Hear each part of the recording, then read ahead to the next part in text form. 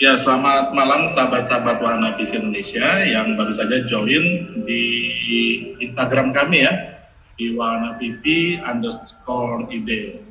Itu kalau dengar sayap-sayap di belakang itu jam itu, jadi kita tepat pukul 19 malam, jadi kita pas on time gitu ya. Dan saya nggak sendirian, ada Nago atau Bung Nago. Selamat malam Nago. Selamat malam Bung Drias. Bung Drias atau Pak Drias nih? Enaknya aja gimana, tapi banyak panggil saya Boy. Enggak sih, Boy. bercandaan 80-an. Mungkin karena itu bercanda 80-an. Nggak tahu ya. Oke. Ya, panggil saya Drias saja, lebih enak gitu ya. Supaya kita Drias ya? Ya, Drias saja, Drias. Oke, sip. Dan sahabat Warna Visi Indonesia, Nago ini adalah seorang psikolog klinis. Saya sambil baca nih ya, soalnya panjang banget biodatanya. Lulusan Fakultas Psikologi Universitas Padjadjaran Bandung, pasti kelihatannya fasih bahasa Sunda ya kan ya? Enggak, saya sebentar doang. Berapa tahun ya? Gitu ya. Sebentar doang di sana. Cuma kalau dengar tahu, tapi kalau ngomong belum fasih. Kuliahnya cepat sekali waktu itu mungkin ya? Enggak, memang kuliah S2 kan lebih sebentar sebenarnya. Oke. Dan sebagai seorang psikolog, Nago fokus juga dalam psikologi klinis dan pengembangan diri. Itu maksudnya seperti apa, Nago? Kalau bicara soal psikologi klinis dan pengembangan diri. Jadi sebenarnya kalau seseorang mengambil profesi seorang psikolog, itu kan ada banyak perbedaan bidang yang bisa didalami. Jadi intinya kan psikologi itu mempelajari tentang bagaimana manusia berpikir dan berperilaku itu bisa diterapkan di berbagai setting. Kalau di pekerjaan misalkan jadi kayak HR yang merekrut karyawan, yang training karyawan. Kalau di pendidikan bisa jadi seperti psikolog di sekolah yang membahas tentang kurikulum, gangguan belajar anak. Dan kalau klinis itu lebih tentang bagaimana menghadapi klien perseorangan. Jadi kalau seorang memiliki mungkin permasalahan tertentu dalam hidupnya, ya itu yang biasanya mengarahkan dia sehingga dia datang ke psikolog dan mungkin berkonseling di sana. Nah, sahabat Wahana Visi, Nago ini juga dalam kehidupan sehari-harinya aktif sekali ya, menangani berbagai klien ya Nago ya, atau saya sebut apa, pasien atau mungkin klien ya sebetulnya seperti itu, yang mengalami gangguan secara klinis, depresi, bipolar dan sebagainya. Selain itu, kalau bicara soal aktivitas Nago ini juga rajin menulis, membuat konten edukasi di berbagai media, Twitter dan Instagram, dan juga hadir dalam berbagai undangan sebagai narasumber ya, di berbagai radio, talk show maupun webinar. Kalau sahabat Wahana Visi Indonesia ingin menghubungi Nago atau katakan mengikuti Nago gitu ya, atau menikmati konten-kontennya, bisa join ke media sosialnya di @nagotejena. Ini baik Twitter maupun Instagram sama ya Nago ya? Sama yes. Bacanya gimana ya? Nagotejena atau Nagotejena atau Nagotejena? Yang terakhir, Nagotejena. Oke. Gak aneh ya namanya saya. Dan ngomong nih Nago, saya agak penasaran ya. Apa betul semua psikolog itu pakai kacamata? Saya baru pertama kali dengar kayak gitu. Oh gitu ya? Juga sih kayaknya. Kayaknya enggak. Tapi kalau dipikir-pikir memang ya kayaknya banyak kacamata ya. Tapi enggak semua sih. Itu membuat tanda orang ini kali ya, semakin ramah atau gimana tuh? Katanya berpengaruh juga kalau melihat orang berkacamata itu ada yang dibangun gitu ya. Mungkin sengaja kali ya, biar kelihatan lebih pintar aja sih pakai kacamata sih. Kalau saya emang rabun dekat sih, jadi pakai kacamata karena rabun sebenarnya. Saya kalian kalau dekat nih nggak bisa baca. Nah, oke sahabat Warna Visi Indonesia, kita malam ini khusus bicara soal me time. Nah, kalau soal me time ini, kalau saya boleh kasih pendapat gitu ya, me time ini sebenarnya istilah yang muncul pada saat era-era teman-teman dari kelompok milenial, ya kan? Pada zaman saya ini di bawahnya milenial gitu, tapi jauh di bawah maksudnya. itu nggak ada istilah nggak ada istilah me time. Dan saya ingat betul waktu itu ada tulisan di majalah Time tahun 2013 kalau nggak salah yang membahas tentang generasi milenial, yang membahas tentang me gitu ya. Dan 2018 kamus Oxford resmi memasukkan istilah me time dalam kamusnya. Jadi artinya me time ini nampaknya sudah diadopsi menjadi sebuah pemahaman bersama. Tapi itu me time, ya kan gitu. Nah, gue cerita, apa itu sebenarnya me time? Oke. Jadi kalau dulu waktu Pak Dias cerita di zamannya Pak Dias itu sebutannya apa? Apa memang berarti nggak ada istilah sama sekali untuk? Kalau saya bilangnya selalu alasannya mau buang air ke belakang. Oke, mau buang air ke belakang itu me time juga gitu ya? Iya, itu maksudnya. Ya, tapi karena pada masa itu kan kita nggak mungkin tetap dianggap penting, tapi me time itu dibahasakan dalam bentuk misalnya zaman dulu ya, oke lah internet udah ada, tapi masih agak-agak pelan di dalamnya, jadi masih ngandelin baca buku, kemudian baca koran. Jadi waktu untuk sendiri itu diterjemahkan dengan kegiatan membaca atau kegiatan yang dilakukan sendiri seperti itu. Oke. Kalau yang aku tangkap ya, mungkin dari bagaimana aku melihat fenomena di mungkin generasi zaman sekarang ataupun kita masyarakat yang beraktivitas di dunia saat ini, me time itu muncul sebagai suatu kepentingan ketika biasanya mayoritas waktu kita tuh tersita dengan banyak peran lainnya yang bukan untuk diri kita sendiri. Contoh kita misalkan hadir di masyarakat ini sebagai seorang karyawan yang mungkin kita bekerja dengan suatu perusahaan tertentu, atau kita juga memiliki peran di suatu keluarga, mungkin sebagai anak, mungkin sebagai orang tua, mungkin sebagai pasangan, di mana dengan berbagai jenis peran kita di tatanan sosial ini, kita diberikan ekspektasi untuk melakukan sesuatu, harus merawat orang lain misalkan, melakukan tugas untuk mereka, berkontribusi untuk masyarakat, dan lainnya. Nah, terkadang ini menyita banyak hal dari dalam diri kita sehingga kita nggak memiliki waktu tersendiri untuk melakukan sesuatu untuk diri kita sendiri. Entah itu suatu hal yang bermanfaat untuk diri kita, atau mungkin suatu hal yang mungkin nggak sepenuhnya berguna, tapi kita senang gitu melakukannya. Nah, me time ini mungkin muncul, istilah me time ini muncul sebagai mungkin istilah pengajak untuk kita, untuk kaum-kaum yang mungkin lupa untuk set waktu untuk dirinya sendiri dan istilahnya taking care of themselves gitu. Mungkin merawat diri, melakukan suatu hal yang penting untuk diri sendiri, atau mungkin ya sesuatu yang memang kita fun mengerjakannya gitu.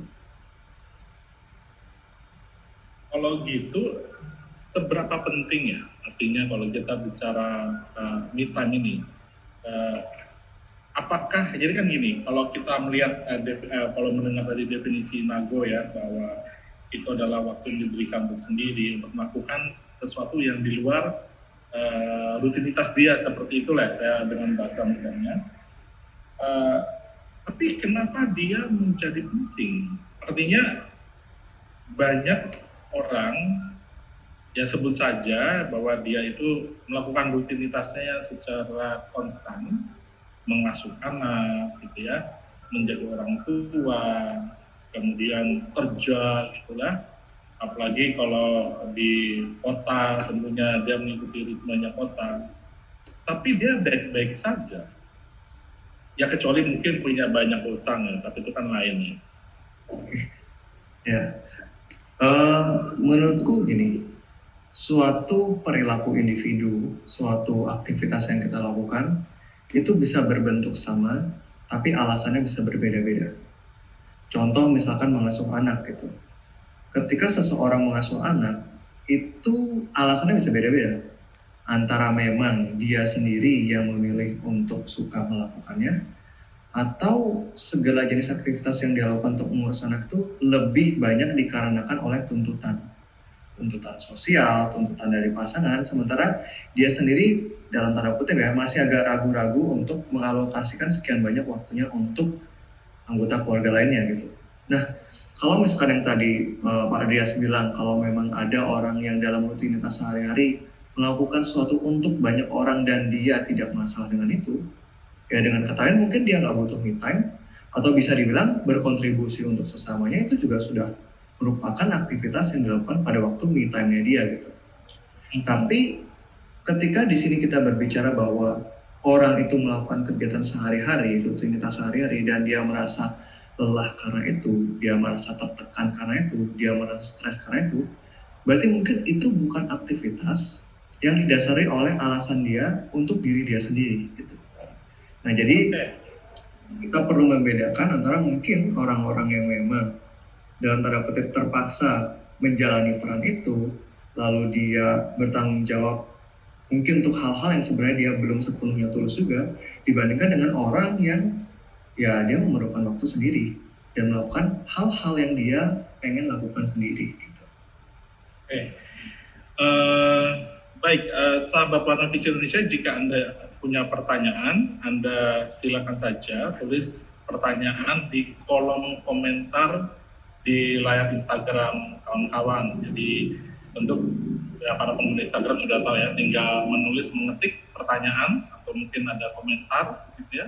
Silakan tuliskan di kolom komentar Instagram kawan-kawan. Nanti Nago akan menjawab pertanyaan. Mungkin juga memberi komentar atas komentar sahabat Warna Visi Indonesia. Nah, balik lagi nih, kalau dengan penjelasan Nago tadi, nampaknya me time ini berarti tidak selalu harus sendirian. Ya.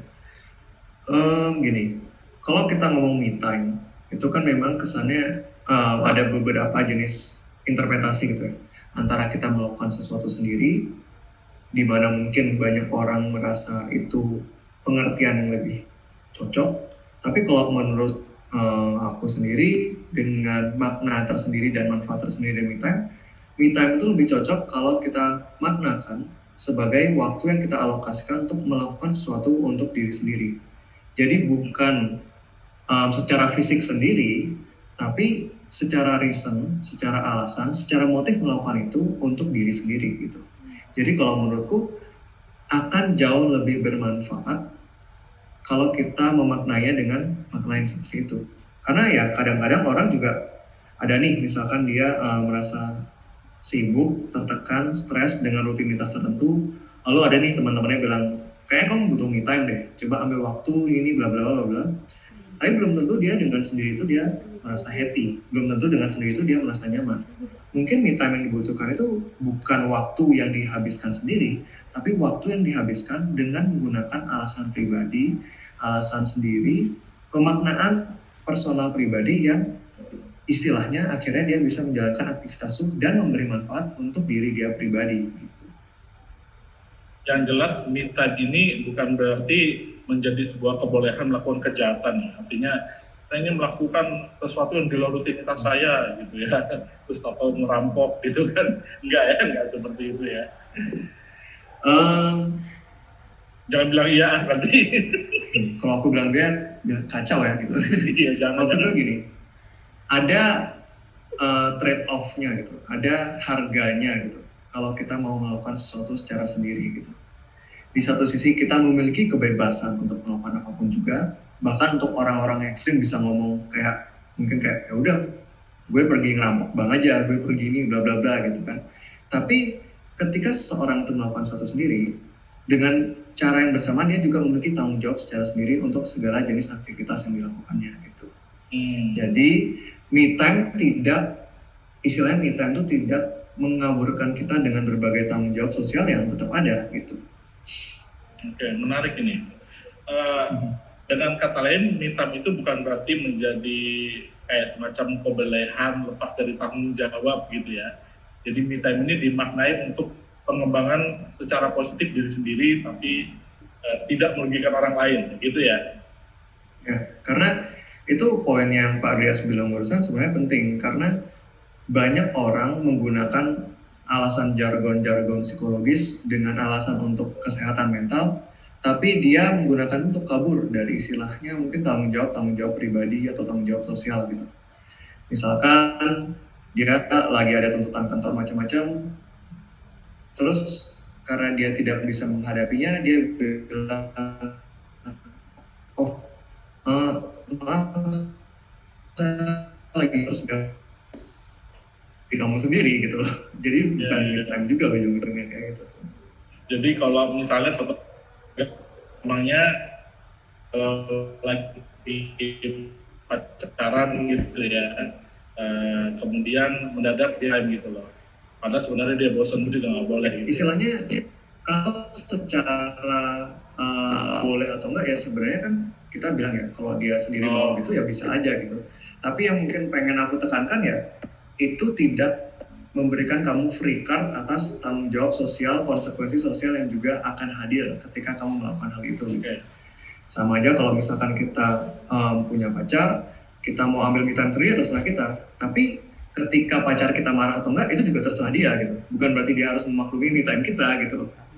Kayak gitu. Jadi ini buat sahabat kalau mau bertanya silakan tuliskan di komentar. Karena kalau bicara soal me time pasti ini menjadi masalah sehari-hari ya. Nggak hanya orang yang sudah menikah aja nih Nagu. Tapi orang-orang yang ibaratnya belum menikah, belum punya anak, masalah me time ini juga sebenarnya ada gitu ya. Apalagi kalau dalam tekanan-tekanan sosial gitu ya, dia butuh waktu untuk mengaktualisasi diri seperti itu. Tapi kadang-kadang Nagu, kalau kita ambil me time gitu ya, aktualisasi diri ini, terus timbul rasa bersalah. Ada rasa perasaan kok kayak aku ini nggak bertanggung jawab gitu ya. Kalau misalnya dia berkeluarga, dia merasa ini gimana sih? Saya udah punya pasangan yang cantik, pasangan yang ganteng, kok mau seolah ingin ambil waktu sendiri atau ambil waktu me time gitu ya, mengerjakan sesuatu yang dia ingin lakukan itu yang berbeda dari biasanya. Juga anak-anak pada mikir, oh papa atau mama kok mendadak me time ke Dufan sendirian sih gitu kan, atau misalnya jalan-jalan ke mana gitu ya, naik gunung atau ke Bogor gitu, kok sama teman-temannya nggak sama mama atau nggak sama papa. Kan ada rasa bersalah ya. Kalau yang masih single gitu ya, orang mungkin pada ribut nih, gosipin langsung, dia kenapa tuh kok mendadak ini sih misahin diri, nggak mau lagi sama kita gitu kan. Atau di kantor kan jadi ngomong, nanti orang kenapa lagi nih nggak masuk lagi nih alasannya. Nah itu ada rasa bersalah otomatis ya, kayak semacam tekanan sosial. Gimana Nabu? Oke, pertama-tama gini, ketika kita mengalokasikan suatu kegiatan kita atau waktu kita untuk diri kita pribadi, pasti akan ada lingkungan yang tidak menyetujuinya. Kenapa? Karena ya kepentingan kita pribadi tidak akan selalu sama dengan kepentingan lingkungan gitu. Keluarga besar misalnya pengen pokoknya setiap liburan kita harus kesini bareng-bareng. Lalu satu keluarga kecil misalkan misalkan kita setiap hari Minggu kita pergi ke pantai gitu. Tapi suatu ketika ada satu anggota keluarganya bilang minggu ini aku nggak pengen ke pantai. Pasti memang muncul rasa bersalah karena perbedaan antara nilai yang kita pegang dengan yang kelompok pegang gitu. Nah tapi kalau aku berbicara tentang permasalahan manusia atau yang aku tangkap dari klien-klienku, ketika Anda merupakan orang yang merasa bersalah akan me time itu, kemungkinan besar Anda orang yang butuh me time. Kenapa? Karena orang yang egois biasanya nggak akan mikirin rasa bersalah itu.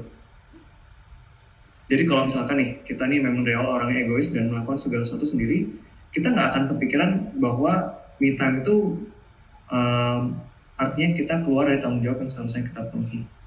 Tapi ketika kita nih disuruh nih, oke, mulai sekarang kamu harus me time, dan kita mulai merasa bersalah, nanti gue ninggalin orang tua, nanti nggak care sama anak, nanti gini, berarti mungkin kamu sebenarnya orang yang selama ini sudah terlalu sering hidup dengan tanggung jawab itu, dan berat bagi kamu untuk melepaskannya, dan itu justru bukti bahwa selama ini kamu begitu menghindari me time.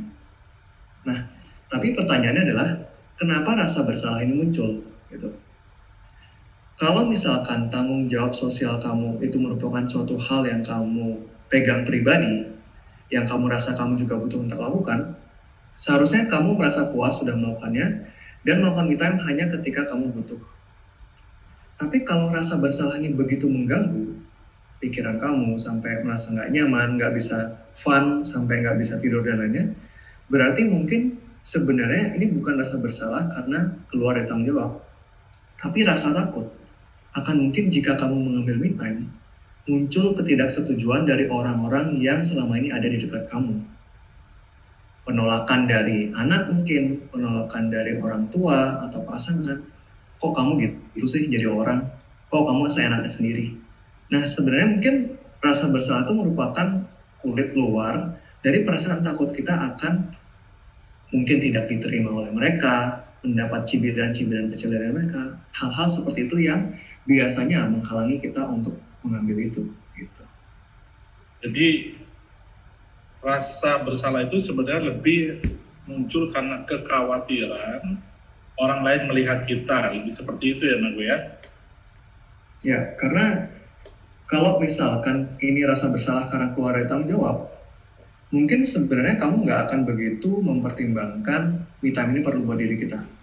Tapi ketika kita sudah berkonflik di antara perlu me time atau enggak dan rasa bersalah keluar dari tanggung jawab ini muncul, berarti ini kebanyakan alasannya sebenarnya bukan keluar dari tanggung jawab, tapi dari bagaimana kita mengantisipasi mungkin omongan-omongan, pandangan-pandangan dari anggota keluarga lainnya atau orang-orang terdekat kita. Mungkin misalkan yang paling berat contohnya atau paling sering umum, seorang ibu misalkan, biasanya kan selalu sudah dipenuhi dengan berbagai tuntutan peran sosial untuk mengurus anak gitu. Sekarang gantian sehari dalam seminggu dia minta bapaknya yang ngurus dan dia pergi sendiri mungkin misalkan, itu sudah menimbulkan mungkin banyak kemungkinan akan cibiran-cibiran kecil, komentar-komentar kecil yang bisa membuat kita merasa bersalah gitu. Tapi itu biasanya muncul lebih karena ketakutan kita untuk tidak diterima secara sosial karena cibiran-cibiran itu. Gitu. Dengan kata lain, sebagai tanda positif gitu ya, orang yang ambil me time gitu ya, mengambil waktu sendiri itu baiknya dia didukung, itu ya, supaya rasa bersalah itu juga minimal. Seperti itu kan, Nago. Artinya gini, kalau saya bayangkan ya, saya nggak perlu bayangin, saya memang seorang suami sih, jadi nggak perlu bayangin, juga seorang ayah gitu kan. Kalau memang istri saya, pasangan saya ingin mengambil waktu sendiri, maka sebagai orang yang memahami hal seperti ini, artinya kita harusnya mendukung, begitu ya? Oke. Ini bisa datang dari dua sudut pandang. Kalau kita ngomongin kita sebagai suami dan istri kita mau me time, tentu sebaiknya kita mendukung supaya dia mau melakukan itu. Nah, tapi kalau sudut pandangnya kita sebagai istri, pertanyaan adalah apakah harus menunggu dukungan suami dulu baru kamu memperbolehkan dirimu untuk memperhatikan diri? Karena kadang-kadang kalau kita masih menunggu lingkungan yang mendukung kita dulu baru boleh kita melakukan itu artinya kita masih meminta izin lingkungan untuk melakukan suatu hal yang penting bagi kita. Padahal mungkin suami kamu tidak akan tahu kalau ini benar-benar penting bagi kamu sebelum kamu sendiri yang mulai melakukannya. Nah, ya, jadi kecuali dia mau minta sama instruktur fitness ya, tentu aja saya agak-agak susah ya. Itu pertimbangannya ada faktor ekstra lainnya tuh ya. Gimana? Kayaknya tadi saya ngomong gitu ya. Jadi gini, maksudku gimana? Jadi gini, ketika kita ngomongin tentang pengembangan diri, kita harus ngomongin dengan lingkup dari peran mana kita berbicara. Jadi kalau kita sebagai suami, tentu kita mendukung istri kita. Tapi kalau kita sebagai istri yang butuh me time, misalkan gitu, nggak selalu kita harus menunggu dukungan suami dulu, baru kita boleh melakukan ini. Karena kalau kita masih mendukung, jadi istilahnya gini nih, aku mau mengambil waktuku untuk me time sendiri kalau kalian semua sudah setuju dan memperbolehkan diriku untuk melakukan ini. Itu artinya kamu masih menerapkan prinsip bahwa penerimaan sosial itu penting sebelum kamu melakukan sesuatu. Kalau mereka semua oke baru kamu mau, kalau mereka semua enggak, kamu enggak gitu. Berarti itu sudah berada dalam kendali me time-mu sudah bukan di diri kamu sendiri, di orang lain. Berarti ya itu sama aja bukan tentang me time kamu gitu. Jadi kalau kamu meskipun misalkan anggota keluargamu tidak semuanya mendukung kamu melakukan me time, ada baiknya mungkin kamu menantang dirimu, meski mereka ada sedikit ketidaksukaan, bisa nggak aku tetap melakukan ini karena ini untuk diriku sendiri. Karena kita tahu misalkan ini pasti yang terbaik buat kita. Harapannya dengan kita melakukan itu dan hasilnya positif buat kita, itu bisa membantu mengkomunikasikan ke keluarga kalau ini juga benar-benar penting untuk kita, dan harapannya mereka bisa mendukung suatu saat nanti gitu. Nah, ada satu pertanyaan ini yang muncul ini dari, kalau saya baca dari France ya, bagaimana cara kita tahu kalau ini bukan minuman. Oh, kalau di Zoom ini memang agak-agak unik nih. Kalau kita ngetik kalau yang muncul kalua. Dan kalau lihat kata kalua itu saya agak sulit teman-teman. Agak-agak teringat gitu ya. Itu mungkin maksudnya kalau ini. Kalau kita butuh me time. Jadi bagaimana kita tahu kita butuh me time? Ketika seseorang, misalnya gini, ketika seseorang sedang mengalami suatu permasalahan psikologis gitu ya. Salah satunya mungkin permasalahan-permasalahan yang membutuhkan me time ini. Misalkan perasaan tertekan, perasaan terpaksa, perasaan sepertinya hidup ini disetir dan kita melakukan rutinitas yang kita nggak suka. Biasanya ada beberapa kriteria yang kita bisa lihat ketika kita mungkin mulai memikirkan bahwa kita membutuhkan untuk melakukan sesuatu untuk diri kita sendiri. Contohnya pertama, secara pekerjaan atau aktivitas kita sehari-hari itu performanya menurun. Contoh, selama ini kita kerja misalkan bisa deliver target 20 klien setiap hari. Sekarang berkurang. Atau misalkan kalau kita setiap hari rajin mengerjakan pekerjaan rumah tangga, misalkan masak, nyuci, dan lainnya, terus mulai muncul banyak kesalahan gitu. Salah harusnya masukin gula, malah masukin garam. Lalu nyuci, salah masukin sabun cuci. Banyak hal-hal yang istilahnya menunjukkan bahwa performa kita dalam pekerjaan itu menurun. Itu mungkin salah satu aspek indikator bahwa kita memerlukan me time.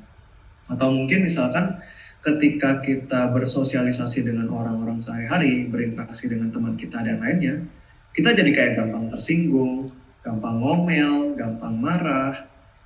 Dan itu juga bisa menjadi salah satu indikator bahwa kita sedang berada dalam posisi yang tertekan dan tidak menyukai kondisi saat ini gitu. Jadi biasanya sih kalau aku lihat antara di satu aktivitas kita sehari-hari, atau dua, bagaimana itu muncul ketika berinteraksi dengan orang lain gitu. Yang jelas kalau bicara performa ini nggak berlaku untuk performa cinta ya. Jadi kalau performa cinta yang menurun, jangan buru-buru me time gitu ya, bahaya itu. Ada lagi pertanyaan ini, bagaimana kalau si suami tidak memperbolehkan kegiatan me time, padahal kegiatannya tidak negatif? Nah, ini nggak berlaku hanya kalau suami melarang aja ya, tapi bagaimana kalau pasangan kita gitu ya tidak memperbolehkan kegiatan me time, padahal kegiatannya nggak negatif nih, yaitu me time-nya sama instruktur fitness, bukan positif ya? Nggak tahu ya, tergantung instruktur fitnessnya bentuknya kayak gimana ya. Gini, biasanya ketika kita mau melakukan sesuatu dan pasangan kita melarang, ini ada dua jenis penjelasan. Satu, mungkin itu bukan suatu hal yang bisa diterima secara umum gitu ya. Mungkin private instructor berduaan terus selama 1 hari ya, mungkin itu secara umum tidak bisa diterima. Atau mungkin sebenarnya ini hal yang wajar, hal yang normal, tapi entah kenapa pasangan kita melarangnya gitu. Nah, kalau misalkan di dalam kasusnya, ceritanya, pertanyaan ini sebenarnya itu tidak negatif, berarti kamu bisa melihat bahwa di hubungan ini benar-benar istilahnya relasi antara suami istri, keputusan itu lebih dipegang oleh suami. Istilahnya mungkin dia yang lebih menentukan, kamu boleh ini, kamu boleh itu. Dia yang melarang, kamu nggak boleh ini, kamu nggak boleh itu. Berarti mungkin bisa jadi dinamika hubungan yang tidak seimbang inilah yang mungkin dari awal membuat kamu minim melakukan me time. Karena apa-apa harus disetujui oleh suami. Apa-apa harus selalu melalui persetujuan dia. Mungkin ini memang dari awal, dinamika hubungan yang timpang ini yang memang dari awal membuat kamu kekurangan untuk melakukan hal itu. Nah, sekarang pertanyaannya adalah bagaimana kamu mulai menyeimbangkan hubungan ini sehingga apa pendapatmu, apa perkataanmu, apa kebutuhanmu juga mulai didengarkan dan diperhatikan sebagai suatu hal yang memang penting juga di hubungan ini gitu. Justru menurutku ketika suami tidak memperbolehkan, padahal menurut kamu itu suatu hal yang wajar-wajar saja, ini memang waktunya kamu untuk memperjuangkan itu gitu. Bukan berarti kamu berantem sama suamimu dan lainnya, tapi supaya kita mulai memperjuangkan pendapat kita supaya hubungan ini benar-benar imbang. Nah, kenapa ini penting dipahami? Kadang-kadang kan kita mikir, tapi kan kalau gitu artinya saya melawan suami, tapi kalau gitu kan artinya saya melawan istri. Justru kalau konflik-konflik kecil ini nggak kita angkat sekarang, itu bisa menumpuk gitu.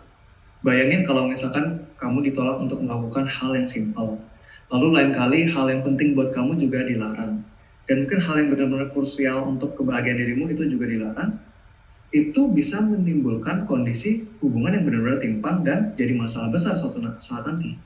Justru ketika ada perbedaan kecil-kecil inilah, ini momen kita untuk dalam tanda kutip sedikit mengangkat konflik dan berusaha untuk menyelesaikannya supaya kita dapat me time dan ini nggak berlanjut menjadi masalah besar suatu saat nanti tentang bagaimana timpang relasi ini gitu. Ya, tentu saja sahabat Warna Visi Indonesia, ketika kita berdiskusi seperti ini, Nago, tentu setiap kasus setiap ini unik gitu ya. Dan kita bukan berarti berusaha menyederhanakan permasalahan bahwa kalau dilarang lalu baiknya begini begitu ya, tapi tentu harus ada pertimbangan banyak hal, Nago, yang tadi sudah Nago utarakan, bagaimana sebuah kehidupan pasangan itu selayaknya dia seimbang gitu ya. Kalau dia seimbang, maka dia akan tidak perlu merasa takut lah untuk meminta waktu sendiri. Ini ada lagi pertanyaan, biasanya berapa lama waktu me time ini dilakukan untuk lingkungan yang terlalu toksik bagi klien? Ini toksik juga nih istilah yang saya tahu muncul dari kalangan kelompok milenial juga, tapi belum masuk Oxford ya. Ada sih toksik yang arti benerannya gitu ya. Tapi intinya kita sama-sama paham toksik ini dimaksudkan untuk situasi yang sifatnya membawa dampak negatif seperti itu ya. Dia lingkungannya membawa dampak negatif buat dia. Jadi pertanyaannya adalah berapa lama waktu me time jika dia berada di lingkungan yang toksik begitu. Oke. Kalau kita ngomong soal tentang berapa lama, berapa sering, berapa persen, itu nggak pernah akan ada jawaban yang memuaskan. Nggak pernah akan ada jawaban yang tepat untuk semua orang gitu. Mungkin seperti yang dibilang Pak Dias tadi ya, ini kan platform di mana kita berbagi edukasi, di mana yang aku omongkan ini hanyalah sebatas informasi. Yang kita diskusikan ini hanyalah sebatas informasi. Bagaimana itu dikaitkan dengan kehidupan pribadi, bagaimana itu dikaitkan dengan situasi kita di rumah, itu benar-benar tergantung kita yang menilai bagaimana. Justru ketika kita yang menilai, bukan sekedar karena ngikutin omongan orang di internet, itulah langkah bagi kita untuk mulai mengembangkan diri. Nah, sama seperti ini gini, kita kadang sulit untuk menentukan apa yang terbaik buat diri kita sendiri gitu. Aku pengen me time, tapi berapa lama ya bolehnya ya? berapa sering bolehnya ya, supaya nggak mengganggu lingkungan ya, berapa sering ya. Kita bingung untuk menentukan suatu hal untuk diri kita sendiri, dan kita berserah ke lingkungan karena itu, atau mungkin Anda berserah ke, dalam kasus ini, berserah ke saya. Oh ini si psikolog online nih, masih tahu berapa ya, berapa menit kira-kira. Dan Anda merasa ketika Anda melakukannya, itu sudah melalui atau disetujui oleh standar yang benar-benar bagus gitu. Padahal itu nggak bisa ditentukan kayak gitu. Anda sendiri, kamu sendiri yang harus menilai kamu nyamannya seberapa. Dan kamu toleransinya supaya nggak merasa bersalah juga seberapa gitu. Karena itu yang harus kita sendiri yang memilih, kita sendiri yang menakar, dan kita sendiri yang menentukan. Karena ini juga me time gitu loh. Kalau kamu bertanya ke saya atau ke Pak Adrias ini bukan waktu kamu berarti. Ini waktunya kami gitu. Kami yang ngasih tahu berapa menit, kami yang ngasih tahu harus ngapain. Itu adalah suatu hal di mana rasa personal kamu akan waktu ini menjadi milik orang lain gitu. Jadi itu memang tidak akan pernah ada jawaban yang bisa dijawab untuk memuaskan semua orang gitu. Jadi kelihatannya mengambil waktu sendiri ini memang sifatnya dia subjektif ya, artinya dia ditentukan oleh yang bersangkutan. Dan demikian juga ukuran-ukuran, karena tadi saya tertarik dia pakai istilah toksik gitu ya. Karena kalau orang aktif di media sosial udah tahu ya, dulu musimnya semua yang negatif dibilang toksik gitu ya. Zaman COVID, semua yang positif justru dibilang toksik gitu. Jadi terlalu positif salah, terlalu negatif salah, menjadi normal juga sulit gitu ya. Dan toksik ini kan menjadi repotnya, asal nggak suka langsung di-stempel toksik gitu ya. Jadi ya nggak tahu sih, saya bukan seorang yang ini, tapi kadang-kadang geli juga melihat ketika perbedaan pendapat lalu langsung di-stempel toksik gitu ya.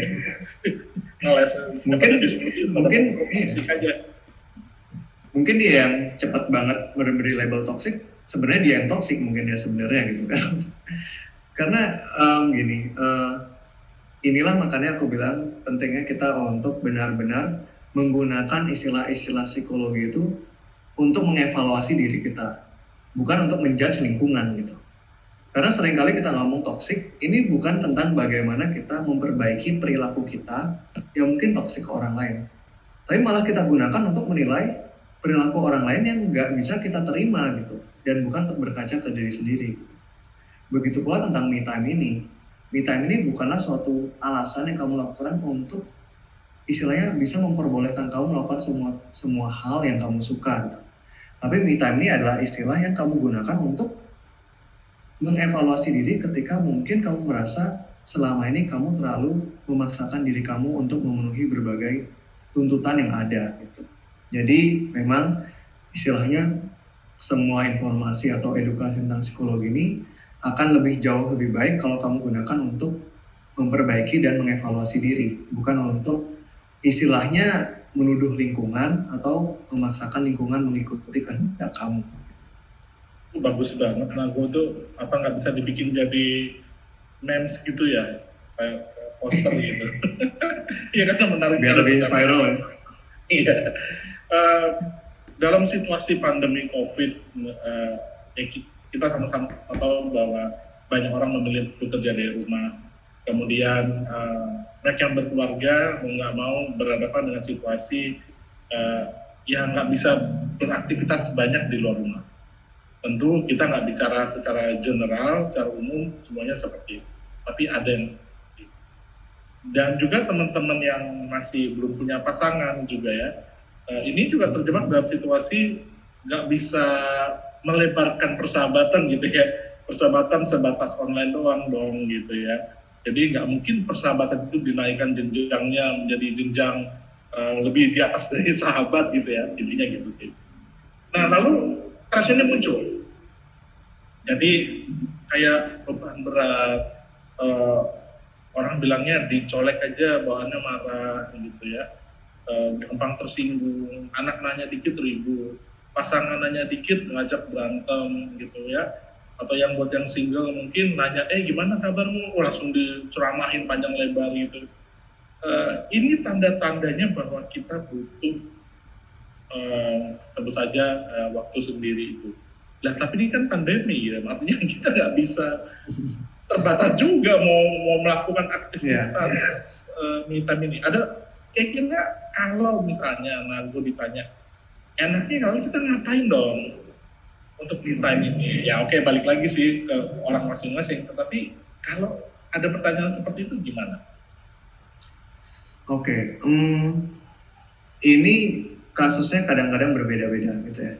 Karena gini, ada juga, jadi gini, pandemi ini memaksa kita untuk bertemu dengan orang yang selama ini tinggal dengan kita, tapi kita jarang berinteraksi misalkan. Misalkan anak sudah remaja, sudah dewasa, sering hangout sama teman, sering keluar sana sini. Karena pandemi ini terpaksa harus di rumah, ya ketemunya dengan orang tuanya terus, atau mungkin dengan saudaranya, yang istilahnya mungkin kadang membatasi ruang geraknya dia. Nggak cuma anak ke orang tua, mungkin orang tua dengan anak juga. Kita memiliki batasan akan apa yang kita bisa lakukan, kita memiliki batasan akan istilahnya hal-hal yang biasanya kita mungkin bisa lakukan di luar gitu.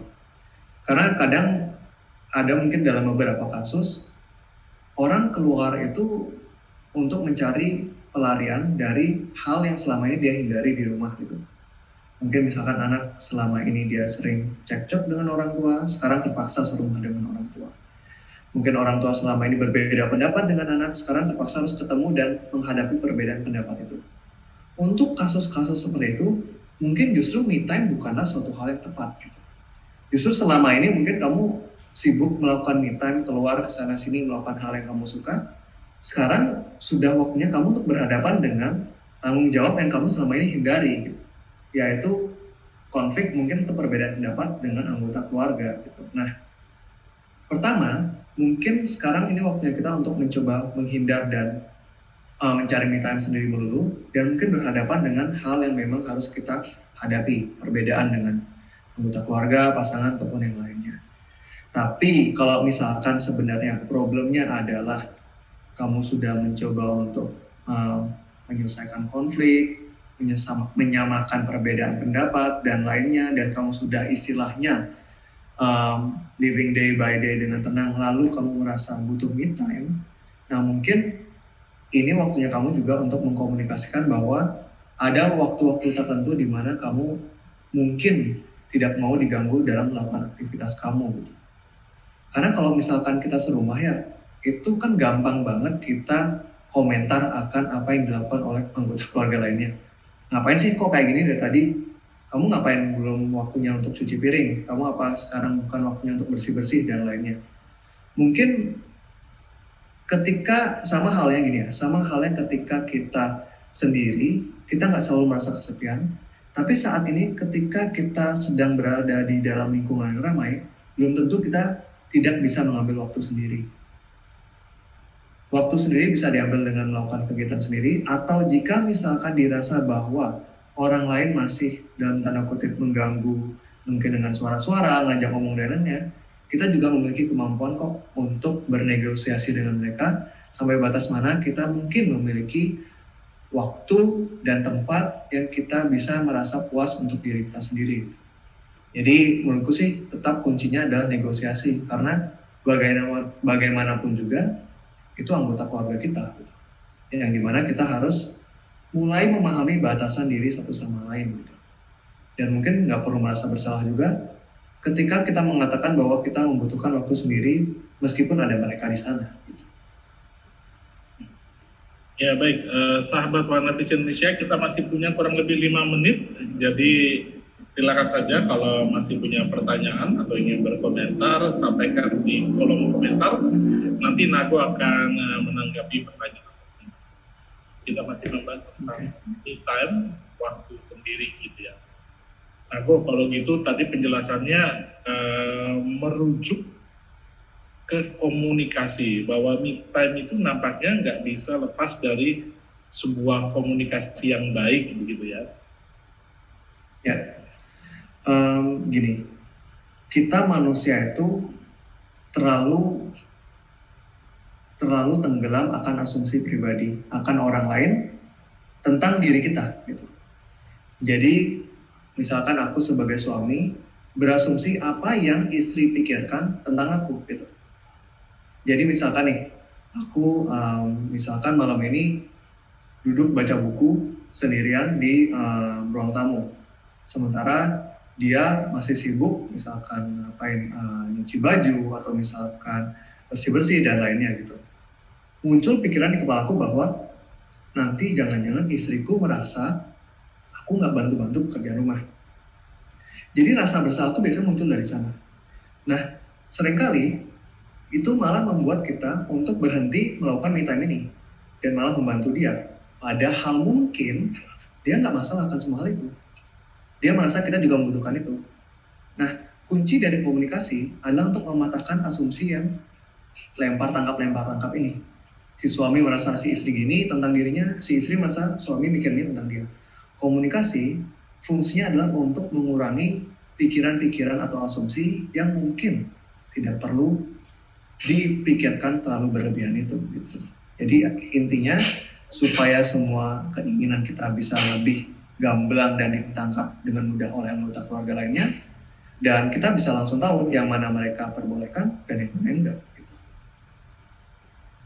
Oke, dan mungkin hanya bukan sekadar asumsi saja ya Nago ya, karena banyak orang terobsesi atas apa yang diisi di kepala orang lain terhadap dirinya, padahal belum tentu gitu ya. Ini tuh ada istilahnya bukan apa namanya ya, bukan yang FOMO, tapi kepo ya. Bukan juga ya, kepo mau bukan. Apa ya istilahnya? Berarti terobsesi dengan pikiran orang lain tentang dirinya gitu ya? Iya kan, tapi itu memang artinya bisa jadi masalah juga ya ketika kita berusaha mengaplikasikan me time. Dengan kata lain, kalau lihat penjelasan Nago ini semua, nampaknya mengambil waktu sendiri itu bukan sesuatu yang dia baik dilakukan, tetapi bukan selalu obat untuk semua masalah, gitu kan? Semua istilah psikologis itu adalah istilah yang kita gunakan untuk memahami masalah, ya kan? Tapi kadang istilah itu nggak bisa dipukul rata untuk semua situasi. Karena dalam satu hal, kalau ini ya kita ngomongin ya, orang selama ini terlalu banyak dibebani oleh tanggung jawab lingkungan dan berusaha untuk menjadi anak yang baik, orang tua yang baik, dan lain-lain, istilah me time itu sangat perlu. Tapi untuk orang yang memang selama ini sudah egois, me time ini malah membuat dia lebih egois gitu loh. Jadi makanya pemilihan kata-kata ini benar-benar penting sesuai dengan bagaimana masalah kita gitu. Jadi kalau ini kasusnya tentang bagaimana orang itu terlalu egois dan seenaknya sendiri, me time yang dia perlukan bukanlah me time yang kita bahas sekarang ini. Justru yang dia perlukan adalah untuk mungkin mulai memikirkan apa yang pasangannya pikirkan tentang dia, mulai meluangkan waktunya sedikit untuk lingkungannya, dan jadi ya bagaimana kita bisa mengaplikasikan informasi tentang psikologi ini ke masalah kita sehari-hari itu juga penting dan butuh pemahaman diri kita sendiri juga akan diri kita dan lingkungan kita gitu. Oke, jadi semakin menarik gitu ya bahwa mengambil waktu sendiri me time ini dia itu tidak bisa lepas dari situasi saat itu atau pada masa itu yang dia rasakan di lingkungan dia. Jadi dia sangat bergantung dengan hal-hal seperti itu. Dia nggak bisa sepanjang-panjang hadir gitu ya. Dia memang selalu terkait dengan situasi yang ada. Betul. Pendek banget aku komentarnya, betul banget. Habis butuh waktu juga untuk mengembalikan pita suara habis ngobrol gitu. Oh iya gitu. Sering nyanyi ya? Enggak sih. Kalau saya memang enggak bisa nyanyi. Oke, waktu kita sudah habis. Nago, jika dirimu diberikan waktu katakan 1 menit gitu ya, atau 2 menit begitu ya, gimana Anda memformulasikan di waktu sendiri ini atau me time ini, sehingga yang menikmati lewat Instagram ini bisa gitu ya, Artinya, oh saya mau me time, terus mancing di danau seminggu gitu ya, itu bukan me time ya kayaknya. Itu kalau cowok, gitu kan. Kalau cewek mungkin lain lagi. Ya, aduh, stereotip gender banget. Bisa juga cewek mancing di danau, bisa. Oh, nggak boleh itu ya, nggak boleh. Ya, nggak boleh kita salah itu, stereotip gender. Oke, gimana? Jika merumuskan me time ini dalam 1 atau 2 menit gitu, silakan. Oke, jadi konsep me time yang dari tadi aku dan Pak Rias diskusikan, ini memang lebih tepat untuk diaplikasikan untuk Anda yang mungkin selama ini terlalu sibuk memenuhi tuntutan dan beban sosial dari lingkungan Anda. Anda pengen menjadi orang tua yang baik, pengen menjadi anggota keluarga yang baik, jadi anak yang baik, dan yang lainnya. Sehingga Anda menghabiskan sebagian besar waktu Anda untuk keinginan-keinginan orang lain yang mungkin sebenarnya Anda nggak selalu happy melakukannya. Nah, ketika Anda akan mengambil me time, mungkin memang akan muncul rasa bersalah karena Anda terasa mengedepankan diri Anda dibandingkan orang lain. Kalau menurutku, mungkin yang tepat bukan mengedepankan keinginan diri Anda, tapi mulai untuk membawanya ke level yang lebih seimbang, di mana kamu menghargai dirimu sama seperti kamu menghargai orang di sekitar kamu. Nah, jika misalkan masih ada mungkin beberapa situasi hubungan yang membuat Anda merasa sulit melakukan me time, misalkan orang tua sulit mengambil me time, merasa tidak memperhatikan anaknya, merasa mengabaikan anaknya, Anda harus pahami bahwa dengan Anda mengambil me time, itu juga mengencourage anggota keluarga lainnya untuk mengambil me time untuk mereka juga. Karena siapa tahu selama ini kita saling memaksa. Kamu suami harus gini ke aku, harus melakukan waktu gini ke aku. Kamu istri harus melakukan diri segini untuk aku. Kalian saling menuntut satu sama lain, suami ke istri, orang tua ke anak, anak ke orang tua, dan lainnya. Dengan mengambil me time, kalian bisa mulai bertanggung jawab untuk diri kalian pribadi.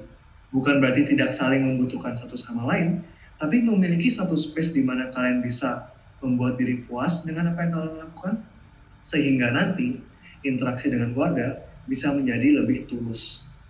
Bayangkan jika Anda sudah melakukan hal yang membuat Anda happy dan Anda puas, sekarang bantu istri nggak ada beban lagi.